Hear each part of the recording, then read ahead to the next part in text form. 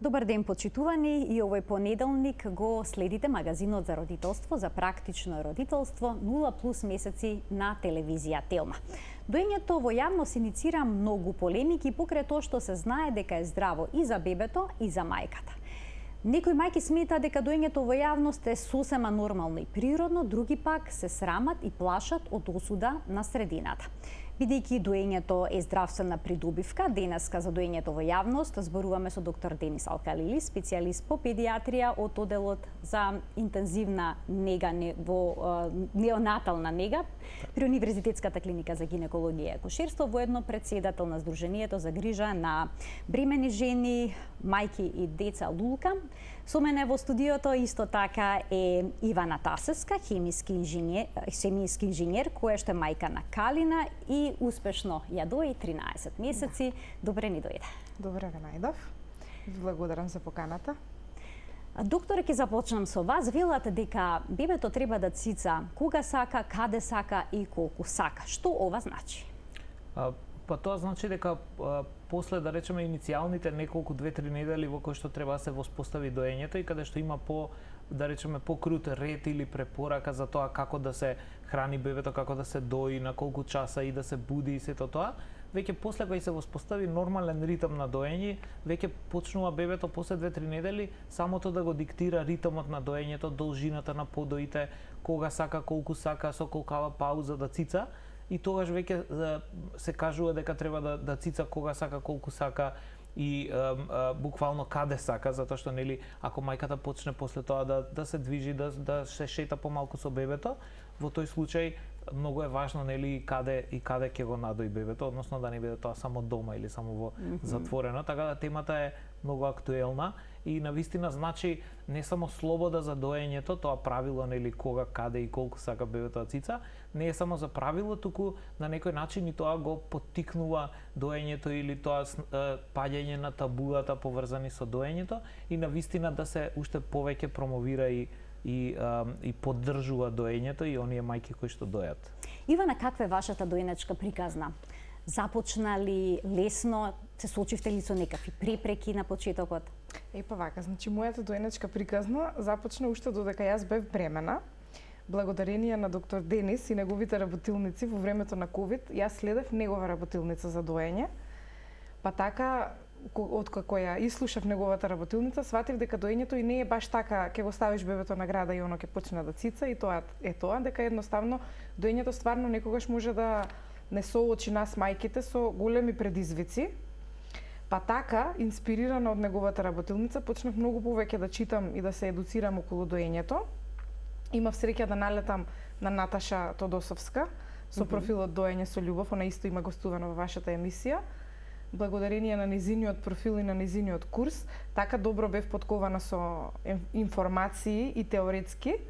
Така што кога се роди Калина во болница, кога ми ја донесоа, јас некако баш природно ми дојде, ама пошто бев едуцирана, да речам, си ја ставив на града, она почна да цица, меѓутоа јас уште додека бев бремена, знаев дека мене пречка ќе ми бидат моите рамни брадавици. Дека тоа ќе ми биде проблем. И пробував на почетокот без силиконски брадавици, меѓутоа не успевав да ја закачам, па така почнав да ја дојам незе со силиконски брадавици. Меѓутоа знам дека иако препораките во болница беа дека добро де што имаш силиконски брадавици, не се секирај, не е тоа ништо страшно. Не дека е стварно страшно, меѓутоа силиконските брадавици се едно помагало кое што треба да се користат предпазливо, затоа што може колку бенефит има од нив, толку може да има и проблем понатака. Докторот може повеќе да објасни стручно околу тоа. Па така јас почнав да работам на тоа да ги тргнам силиконските брадавици и благодарение исто така и на Јасна Апостолски Николов, нашиот консултант за доење во Македонија, сертифицирана. Со нејзина помош успеав на едната града да ја тргнам силиконската брадавица после 2 недели, а за другата града ми требаше повеќе време, па тек дури на 2 месеци ја тргнавме на таа града силиконската брадавица. Меѓутоа ете од тогаш навака, од кога ги тргнавме силиконските брадавици, немаме проблем, цица Калина без силиконски брадавици. Така да успешно се доиме, меѓутоа на почетокот да ми беше проблем вистина со силиконските брадавици, имав некои пречки тука да речам за воспоставување. така. Но благодарение на оно што сте благодарение, била да. информирана дека може да се надмине тој проблем, Да. и сте го надминале. Го Докторе, се надминав. случува ли некои жени целиот дојнечки стаж да го поминат со силиконски брадавици? Па не, генерално тоа е помагало кое што служи за првите, да речеме првиот раниот период и затоа успеале делумно нели и за 2 недели да ги откачат. Во принцип тоа е баш за оној период што е транзиторен од кога ќе се породи мајката, кога се уште не се подготвени градите. Меѓутоа исто така и бебето се уште е помало и нема доволно сила за да го направи вакуумот и за да го одржи тој вакуум. Меѓутоа понатаму како што се развива бебето, како што расте и како што се оформуваат практично на мајката градите и брадавките, веќе тоа влегува во рутина на некој начин и после тоа може да се откачат тие силиконски брадавки и да цица бебето нормално. Секогаш се смета дека колку помалку помагала се користат, толку е доењето, да речеме, подолгорочно, по спонтано и по нормална лактација има. Например, и пумпите што се за измалзување се многу добро помагало и многу значат во одредени ситуации, меѓутоа се смета дека колку поскоро може да престане да се користи пумпата и да се врати на нормално природно доење, тоа е секако најдобро и најдобро и за лактацијата на мајката и за одржување на нормално доење и токму заради тоа и доеле до 13 месеци и се уште така Се уште, да, се уште цица го има. бебето, што е многу голем бенефит. Јас би кажал во однос на тоа што го кажаме за што значи практично доењето, значи има една група која што ја промовираме на овие работилници, тоа е една странска практично као хаштаг, се вика normalized breastfeeding или да го нормализираме доењето. Тоа всушност значи да се нели сите табуа да се симнат, да не се гледа тоа како некој, да речеме, како нешто страно или нешто нападно, туку едноставно дека е тоа сосема нормално и дека треба да се привикнеме на тоа и токму мислам дека и тоа помага. Кај нас се уште нема такви хаштагови, нема такви постови, меѓутоа во другите држави навистина многу постираат мајките и ставаат слики од тоа како дојат. Дури и доењето дома на некој начин го прават као да е во јавност, токму заради тоа практично, за да може да ги симнат табуата и за да се на некој начин ослободи од таа стега и доењето да се ослободи, ама и мајките кои што дојат. Затоа и ги правиме овие емисии. Така. Сепак има убедување во јавноста, па дури меѓу самите мајки што дојат, дека доењето во јавност е непримерно, па дури и некултурно. Еве ќе цитирам едно истражување кое што е направено во Србија конкретно, кое што покажува дека 20% од жените не доеле на јавно место поради срам, приближно толку сметале дека тоа се прави само дома во интимна атмосфера, а 10% од нив не доеле во јавност за другите да не се чувствуваат непријатно. Значи ли ова дека поголемо внимание се обрнува на мислењето на средината отколку на потребите сопствени, како на мајка и па и на своето бебе? Во принцип значи дека и мајките, меѓутоа и целото општество не се доволно сензибилизирани или доволно, да речеме, го прифатиле значењето на доењето. Сега јас на пример како педијатар кој што работам 13 години со Лулка и постојано работиме на промоција и поддршка и заштита на доењето, мене ми е навистина несватливо да и мајките се чувствуваат непријатно кога дојат, меѓутоа и околината која што така чувствува. Меѓутоа, тоа не значи дека и другите не чувствуваат така и ние треба генерално да работиме, како што кажавте, нели, преку овие емисии, меѓутоа и на сите можни начини да се трудиме да тоа го нормализираме и да нити околината се чувствува непријатно ако мајката дои во јавност, а нити па мајката да се чувствува дека ќе направи нешто што е непријатно или, како што кажавте, непримерно или генерално тоа е еден нормален природен процес што е навистина многу значаен и многу драгоцен за бебето и за мајката и за семејството и мислам дека ако сите бидеме свесни за тој момент дека нема да се чувствуваме непријатно. Ме интересира што би покажале овие анкети доколку се спроведат на нашиот простор. Имате ли чувство дека се повеќе жени се охрабруваат да дојат дури во јавност? Да, апсолутно. Јас се радувам што има многу повеќе свесност за доењето, што има многу повеќе жени што сакаат да дојат и ги бараат бебињата и додека се во болница, што бараат поддршка, како што спомна и мајката, значи бараат поддршка и после кога ќе си дојдат дома за доење, значи таква поддршка е достапна, значи и Лулка дава таква поддршка, меѓутоа ете има и некои други кои што работат тоа токму баш сертифицирана поддршка за доење. мислам дека полека по полека ја пробиваме таа бариера и на некој начин ја го отвараме патот за да се нормализира и да се покачи процентот на доењето. Меѓутоа имаме едно истражување од 2019 пред ковидот кој што се правеше и баш беа и во нашиот дом 2018 или 19 се вика микс истражување и тоа е за состојбата на мајките и децата во сите држави и го има тоа микс истражување на УНИЦЕФ во сите држави во целиот свет, кај нас покажа дека доењето е малку подобро и повеќе застапено, меѓутоа се уште недоволно. Еве тука можеме да видиме фотографии за поддршка на доењето, конкретно во, ако не се лажам, тоа беше во австралискиот парламент. Да. Една од пратедничките која што доеше за време на незиниот говор, и спортистки кои што без проблем го дојат своето бебе за време на паузите. Вие, Ивана, исто така доите во јавност. Да. Дојам во јавност. Чувствувавте некаков притисок на почетокот, непријатност? Па вака, сега на почетокот, значи пред првиот подој во јавност, нормално, валјда нормално, како и секоја мајка, мислев дека кога ќе извадам градата, дека сите ќе гледаат во мене и дека тоа ќе биде така срамно и не знам, дека ќе ми биде мене непријатно. Па така јас од дома психички се подготвив, си земав марама со мене за да се покријам. Седнав на клупа во парк, таму ми беше првото дојничко искуство тука околу зградата. Седнав на клупа, Калина си се нацица, немаше никакви нити погледи, нити некој ме погледна, нити некој виде дека јас воопшто дојам.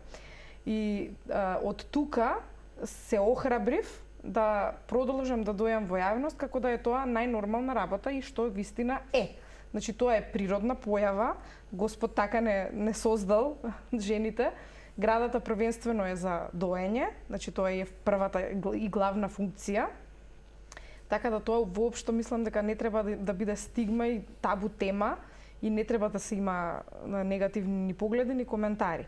Така јас од тука охрабрена, веќе ја тргнав и марамата и од тогаш навака буквално каде и да сум, каде и Калина да пројави желба за цицање, без никаков проблем, јас ја дојам. Еве последно ќе кажам случка, бевме на базен со сопругот, требаше Калина да спие, она заспива со цицање, најнормално се извади в градата, си заспа Калина, никој нити ме погледна, нити имав негативни коментари, нити ништо. Значи поминува еден куп луѓе покрај мене, никој ништо, како да е тоа најнормална работа. Так. И исто сакам да кажам дека сега вака гледам низ парковите, низ населбата каде што живеам јас, многу повеќе мајки кои што слободно си ги дојат бебињата и тоа многу ме радува дека е така. Буквално, значи, како да е тоа најнормална работа. Така, па велат дека всушност на доењето треба да се гледа како на хранење со лажичка. Се согласувате ли, докторе, со тоа? Па да, во однос на природноста и потребата. Да, точно, и потребата, точно. Тоа е нормална физиолошка потреба на бебето.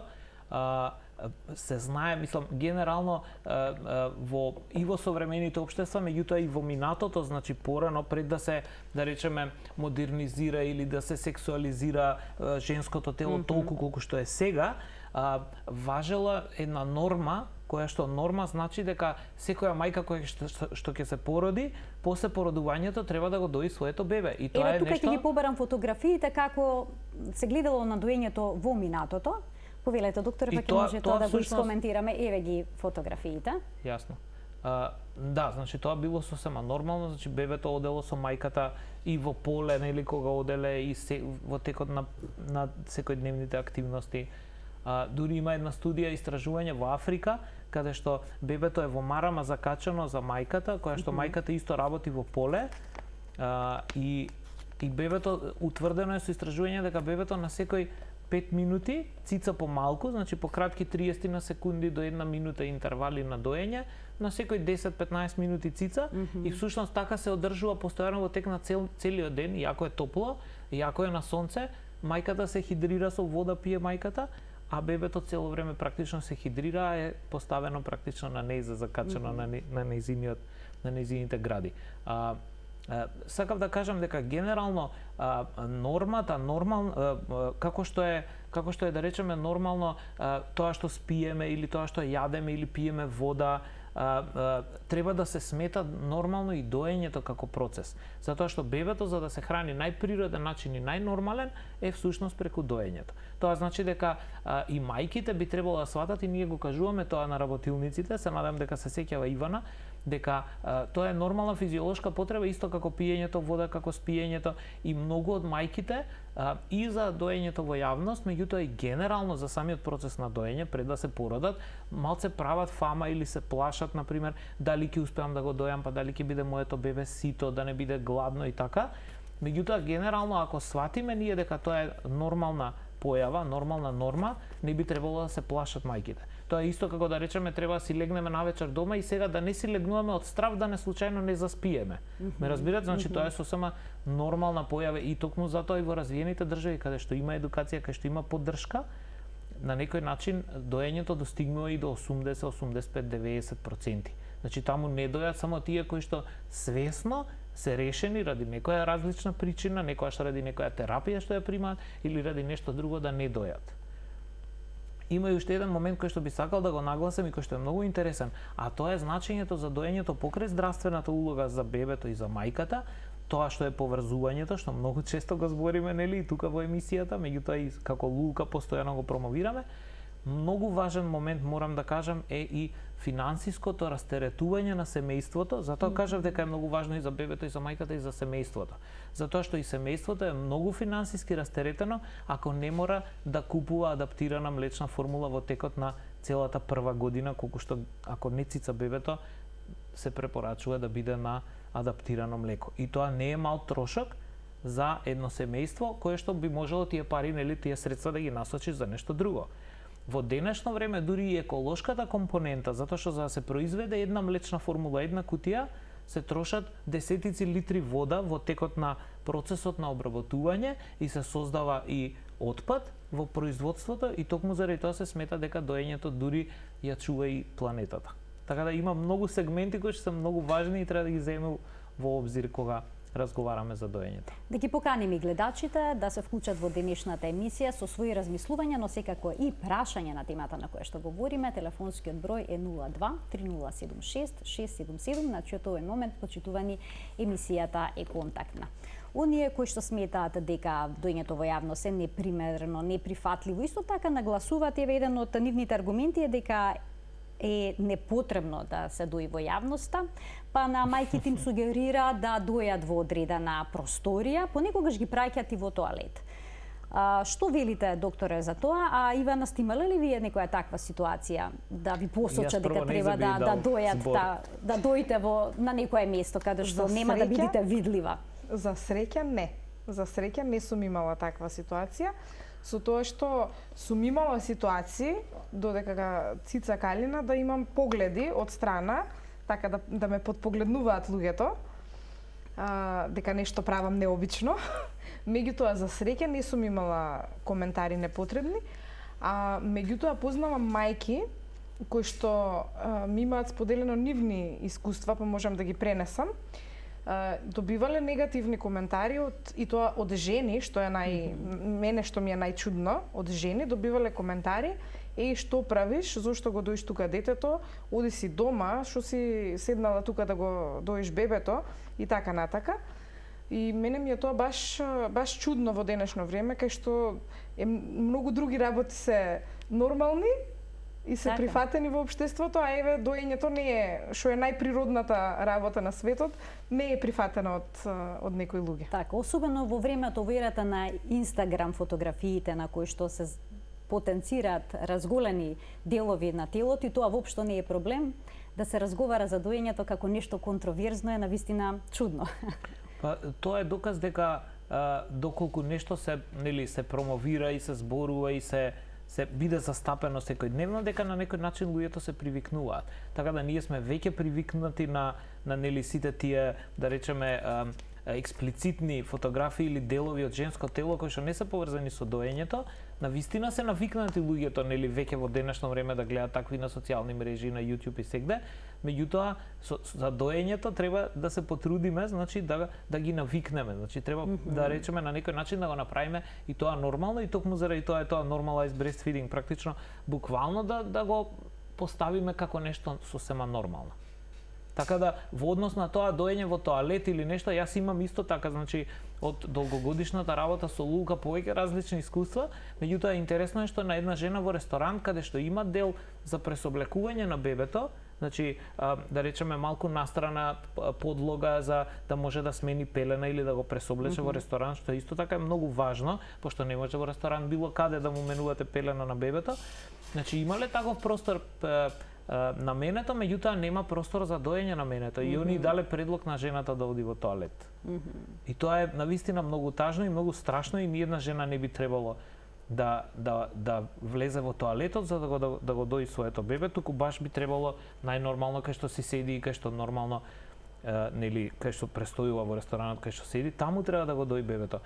Од друга страна не би требало да чувствуваат притисок да не излегуваат за да може да дојат нормално. Тоа би било страшно. Да не си Искуствата излезе од дома покажуваат за да дека се има дои. или не излегуваат или ги планираат излегувањата да траат пократко од 2 часа за да може да се вратат дома за да не дојат да речеме ете во ресторан или во кафуле или во парк, а има некои што па брзаат да се вратат дома. Јас сум имал и лично такво искуство со пријатели кои што мораме да си одиме брзаме, треба да го надои жената детето.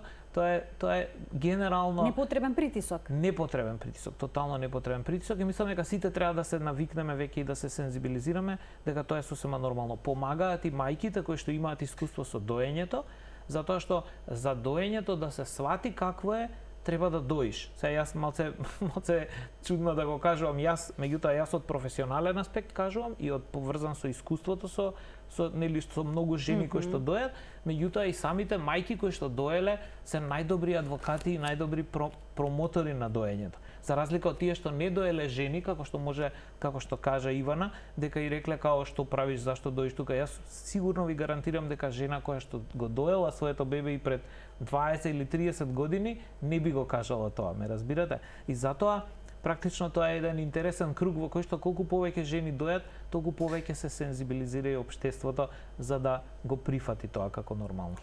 Ивана, со вас се сретнав во групата на Facebook Поддршка на доењето. Да. Споделувате ли ваши искуства во таа група? Помагат ли овие групи на социјалните медиуми каде што жените кои што дојат зборуваат за доењето? Да, помагаат и како. Ако ништо друго, барем ќе знаеш дека не си единствена со таков проблем. Меѓутоа, еве, дефинитивно јас по таа група што сум членка Поддршка на доењето, па и во други групи, многу мајки што поставуваат прашања добиваат едно сигурно 20, 30 па и повеќе коментари од лични искуства од жени кои што го поминале тој пат и тоа многу значи и многу помага. Кога некој ќе ти каже дека поминал низ истото и ќе ти даде совет како он го решил проблемот, може би доволно, јас што викам, доволно е моето споделување на еден човек да му помогне и ја ќе бидам пресрекна. Така е. Докторе, го познавате ли тука законот како е, бидејќи во некои земји строго забрането доењето во јавност, во некои е дозволено, дури со закон се спречува дискриминацијата на жените кои што дојат. Кај нас има ли право некој да ја отстрани жената од ресторан или пак од јавна институција доколку таму го надои своето дете? Бидејќи постојано работите со доењето, знаете ли како стојат работите? Да, искрено мислам дека нема во нашата законска регулатива ни нешто што забранува, меѓутоа ни нешто што ги штити тие кои што дојат. За жал, кај нас доењето во законската регулатива е многу малку застапено и тоа што е застапено е пред 2010-та. Заштитата на доењето со законската рамка, да речеме, е до некаде задоволително, меѓутоа, за жал, тоа многу често и не се почитува и не се санкционира. Меѓутоа, тоа е во однос на промоција, реклама, донации на адаптирано млеко во болниците и тоа, значи, тука сме, да речеме, за жал во некоја сива зона, во која што за жал се уште се такви работи поминуваат и тоа го покажува всушност и процентот колку е застапено доењето во Македонија. Значи ние се уште сме на многу ниско ниво и јако работиме, јако се трудиме, јако еве јас и како представник на ЛУЛКА, таа организација која што работи на промоција и заштита и поддршка на доењето, и како професионалец лично во секојдневната работа на клиниката кај што работам, значи постојано се трудиме да го унапредиме доењето, меѓутоа многу е битно всушност и нели колку е заштитено доењето од страна на институциите. сметам дека никој нема право и не би требало да речеме да и се обрати на некоја мајка која што дои и да и рече дека не може да доите тука или тука е забрането или такво нешто. Мислам дека нема, меѓутоа сепак тоа останува и на менаџментот, нели, на ресторанот или на објектот каде што се наоѓа, затоа што има некои објекти кои што дури не дозволуваат ни деца или ако дојдат некои со мали деца, значи едноставно им викаат тука не може со деца да влезете ради галама, ради нели децата што трчаат и тоа. Меѓутоа тоа сепак останува индивидуално. Мислам дека треба ние сите да бидеме малку по критични кон тие практично нели места кои што така се однесуваат за да не се однесуваат така. Мислам дека треба и ние сите да реагираме и да го заштитиме доењето. Ивана, споменавте дека на почеток користевте марама за доење, има градници за доење, блузи за доење. Сметате ли дека се практични? Да, сметам дека се многу практични. Посебно, еве сега да речеме како женско, јас ќе кажам, кај нас, барем во Македонија, многу малку се застапени тие облеки за доење, за жал. И еве јас лани летото, кога се роди Калина, ако верувате дека цело лето не облеков фустанче, баш од таа причина, затоа што не ми беше практично да дојам во фустанче, цело лето го поминав со блузи. Има кај нас, меѓутоа многу тешко се наоѓаат и се многу ограничени. Меѓутоа, еве марами да речеме има се повеќе на пазарот, тоа гледам. Специјални кои што се закачуваат вака околу вратот, па може многу полесно да се наместиш, или било каква обична марама. Али за облеката дефинитивно сметам дека и тоа би придонело мајките да се чувствуваат многу поопуштени додека дојат и покомотни во јавност, затоа што со таква блуза што е специјална за доење, многу мал сегмент од градата фактички се вади надвор и баш онолку колку што му е само потребно на бебето за да се закачи. Така да јас мислам дека и тие мајки кои што да речеме се срамат или им е непријатно да дојат во јавност, многу покомотно би се чувствувале. Така да сметам дека треба и тоа да го нормализираме како општество, да се повеќе се почне да се носат такви облеки кои што се специјализирани за доење. Градници има, меѓутоа и за градниците би рекла дека и тие се малку ограничувачки, пошто еве јас како мајка со поголеми гради, многу потешко можам да најдам градници, него ли некоја со помали гради. Мене општо ми е тоа проблем во животот, али посебно сега дуплиран. Сега дуплиран, да. Двојно поголем. Меѓутоа и препораката генерално е дека мајката во првите месеци кога ќе почне да дои после породувањето, не е пожелно да носи градник голем дел од денот. Тоа ми беше следното прашање, зошто е тоа така? Па затоа што може да дојде до затварање на дел од каналите, каде што практично млекото во жлездата се создава и после преку каналите нели доаѓа напред и може да дојде до појава на мастит. Значи, задржување на млекото, воспаление, некогаш инфекција. Дури тие градници за инфекција. доење не се препорачуваат или Не, обичен градник треба се избегнува? Меѓутоа работата е што да, и за обичен, пред се за обичен, заради тоа што се што е потесна облека, што ги стега градите странично или однапред, значи може да доведе до појава на мастит. Дури многу е важна и позицијата, мајката во која позиција ќе седи, во која позиција ќе спие навечер, затоа што многу често од незгодна позиција или од на некој начин потиснување на градата во тек на неколку часа, во тек на спиењето, може да се појави мастит. Така да затоа е многу важно облеката да биде згодна, значи не може мајката целиот фустан да го крене за да може да дои, што е малку незгодно, али ако има доволно такви додатоци или гардероба која што е прилагодена, нормално е дека ќе биде многу полесно и за мајките, веројатно ќе биде можеби малку и поприфатливо за околината. Ама пак ќе кажам дека колку повеќе мајки дојат и колку повеќе се зголемува таа, да речеме, станува популација. Нормална слика. Да, станува нормална слика, меѓутоа во тој случај ќе има и подостапни поголема палета на производи, затоа што ние сме генерално мал пазар и малку дојат.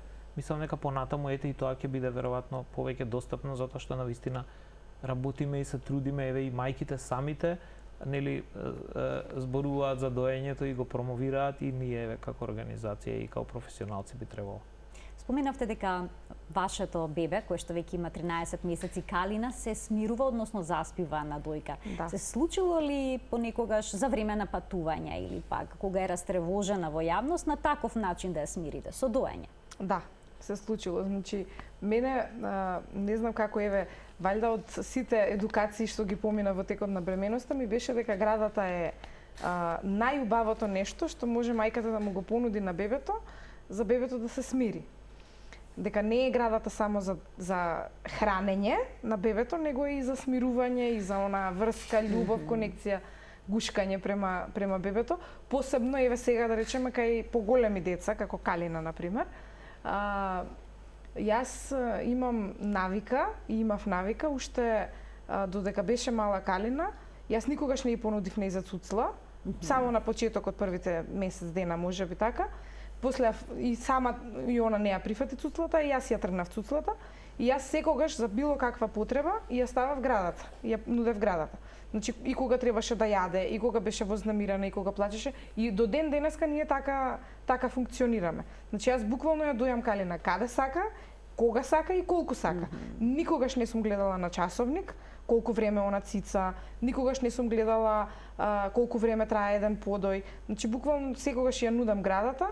Некогаш ќе цица 20 минути, некогаш пола сат, некогаш па 5 минути. После ќе оди ќе прошета, сега таков период имаме, сега е баш во фаза на проодување. Па сега градата е повеќе за смирување и за разонода, да речем. Него ли за јадење. Мислам, она и плюс си цица за јадење. Али така, и сега сме на помини замени. Сега сме дома, буквално помини замени, цицни си, продолжи си. Така, докторе, ово прашање го постави бидејќи понекогаш кога патуваат бебињата со авион, неутешно плачат. Дали во тие ситуации, доколку бебето цица, е подобро се стави на дојка?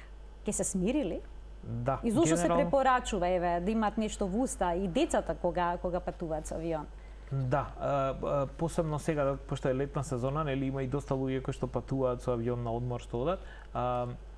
Генерално бебето дури и ако цица да се постави на града, треба во тек на летањето од време на време, значи, бидејќи авионот кога се искачува и кога се симиња има промена на притисокот, на воздушниот притисок, посебно ако бебето на пример има секрет во носот или нешто се случи и не дојде до изедначување на притисокот во атмосферата и во увото, во внатрешното уво, а тоа всушност се случува кога голтаме, се отвара таа комуникација или евстахиева туба која што го поврзува грлото и увото. Меѓутоа, ако кај бебето тоа не се случи, оно чувствува многу, да речеме, бучење во ушите и чувствува дури некогаш и притисок и болка, и токму заради тоа, ако голта, се ослободува практично тој канал и воздухот се изедначува и тогаш му е многу полесно на бебето, и токму заради тоа со тие што летаат со авион со бебе, потребно е или да се поставува на 10-15 минути бебето помалку да цица, или па да си носат шише, ако не е на доење бебето, да си носат шише барем со водичка, со која што ќе се од време на време бебето ќе голта, значи и ќе се нормализира тој притисок во увото. Тоа е многу интересен феномен и тоа се препорачува генерално за тие што одат со мало бебе и со мало дете што летаат со авион, баш заради промена на притисокот. Значи во овој случај доењето во јавност би имало бенефити за бебето и за мајката и за сите патници во авионот, бидејќи растревожено бебе создава голем притисок за време на патување. Да, дури и за другите што летаат во авионот, точно. Тука ќе пуштиме еден блок реклами, почитувани останете на Телма, ќе продолжиме со денешниот разговор.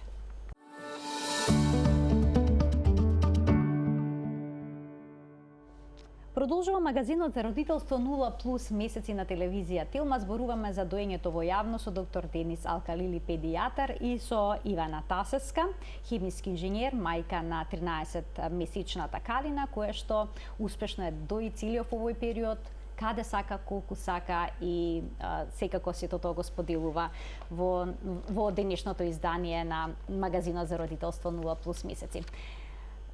Се случува ли да се дружите, мајките кои што доите, преку социјалните мрежи да се среќавате, па и на таков начин да споделувате искуства?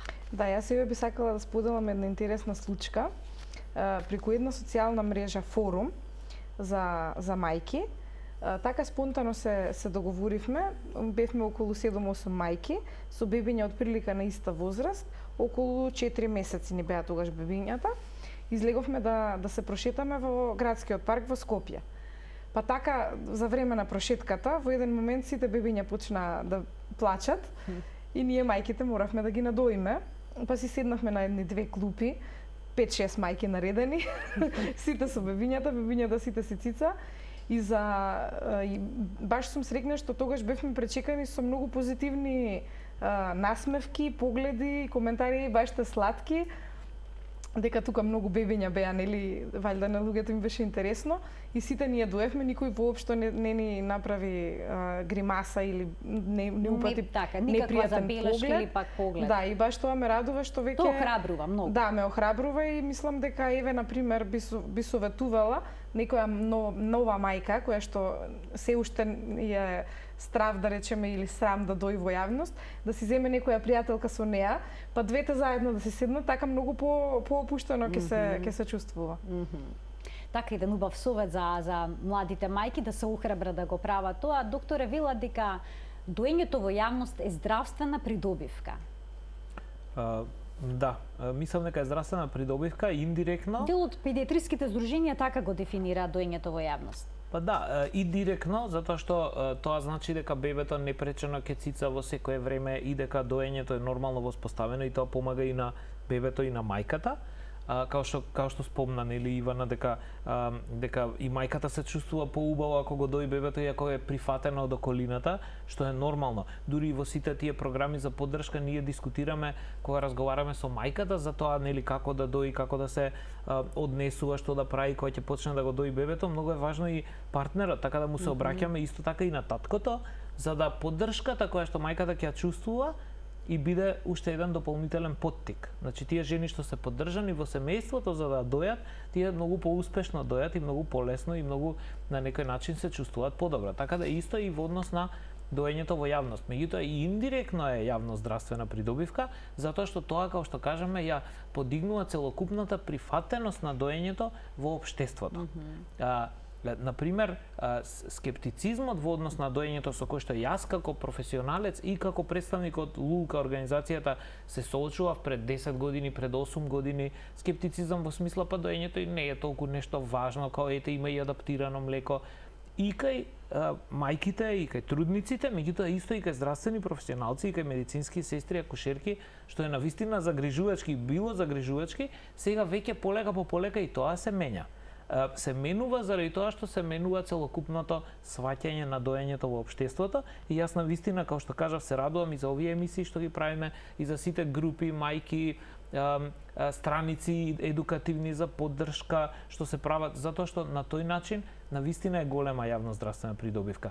Дури и кога разговараме, например, во странство на тие што се групни средби на мрежите од различни држави во Европа, кога разговараме, секогаш се апелира на тоа дека државата, самиот систем, Министерството за здравство треба да го поддржи доењето и треба да инвестира многу во доењето секој во својата држава. Зошто? Затоа што тоа е бенефит за сите. Значи, бебињата помалку лежат во болница, помалку се троши од здравствената каса, семејствата, како што кажавме, финансиски бенефит имаат, затоа што едноставно семејството е финансиски постабилно ако мајката го дои своето бебе, затоа што тоа е идеално, а е секогаш достапно и е бесплатно мајчиното млеко, така да многу има бенефити и сметам дека и како држава треба, нели, да продолжи тој тренд или да уште повеќе да се зајакне тој тренд на промоција, поддршка и заштита на доењето. На 15 месецов имате со ЛУЛКА работилница посветена на доењето. Колку пријавени имате за сега? Тоа е работилница доење и хранење на вашето бебе. На некој начин се излезе потреба во изминатите, да речеме, година-две, да малку го поврземе доењето и хранењето на бебето во текот на целата прва година. Значи и до храната ќе биде вклучена. Да, меѓутоа ги на некој начин ги спомнуваме и тие кои што не дојат и кои што се на адаптирано млеко. Зашто? Затоа што промоцијата на доењето мора да оди преку нив. Како што кажавме, тие што мајки што доеле, тие се големи промотори, меѓутоа мораме на некој начин да ги поддржиме и тие што не дојат. Зашто? За да тие па не бидат против доењето, туку да речат да, јас немав шанса да дојам, меѓутоа ете доењето, како што кажуваат сите, нели, и професионалците и мајките, значи да имаме, како да кажам, да имаме пријатели и поддржувачи на двете страни. Токму заради тоа е таа работилница наменета и за тие што дојат и за тие кои што не го дојат више бебето, меѓутоа храната, нели, хранењето од 6 месеци што почнува, тоа е предизвик за сите, нели, за тие што дојат и за тие што не дојат. Имаме до сега пријавено околу 160.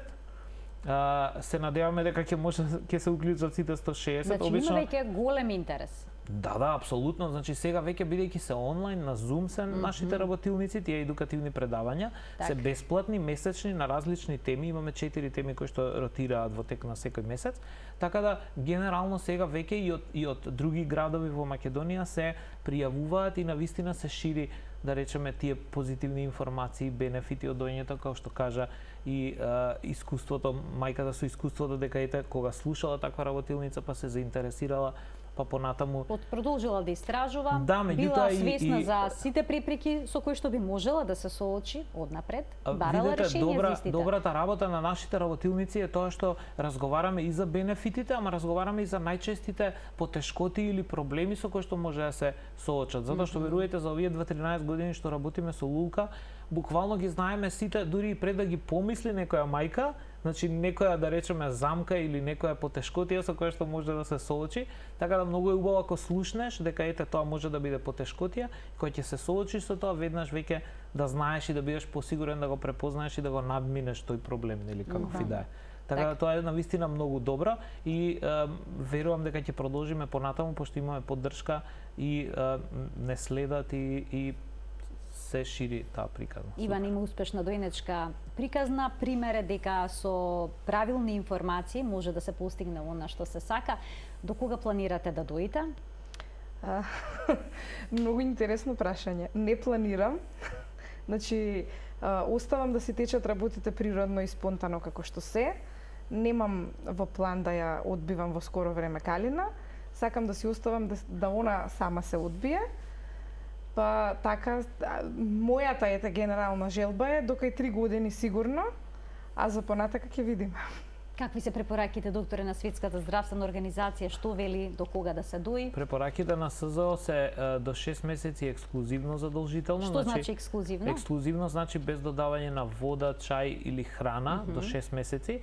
За оние бебиња што се родени пред време, тоа значи 6 месеци коригирана возраст, значи да не се збунат родителите, па да му дадат на бебето на календарска 6 месеци возраст, туку од терминот на раѓање кога требало да се роди пред време роденото бебе после 6 месеци. Коригирана, што е нарекува коригирана возраст, да, значи до 6 месеци ексклузивно доење, до 1 година задолжително доење заедно со нели она комплементарна исхрана што ќе почне како кашички во тек на вторите 6 месеци, нели у првата година, и пожелно е до 2 години да трае доењето или повеќе ако мајката и бебето чувствуваат така и ако им одговара. Понекогаш се случува често во нашата држава, значи, меѓутоа тоа веројатно и сегде е да негде околу година и пол, 2 дали се јави и второто бебе да пристигне, така да можно е во тој период полека по полека мајката да го прекине доењето, меѓутоа после да продолжи да го дои второто бебе или дури и тандем да дојат.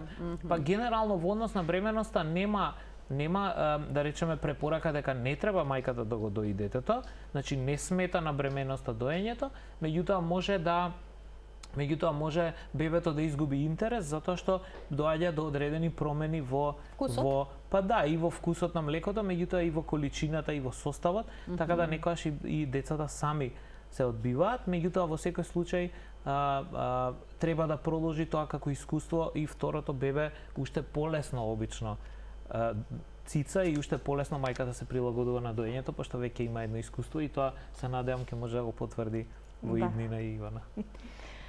Сосема на крај да заклучиме, бидејќи доењето е здраво и за бебето, и за мајката, не треба да биде табу на ниту едно место.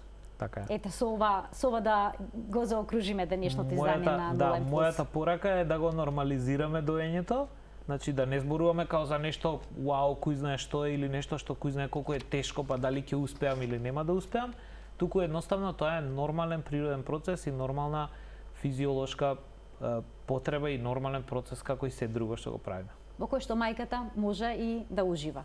По сите препреки кои што ќе ги поминеме.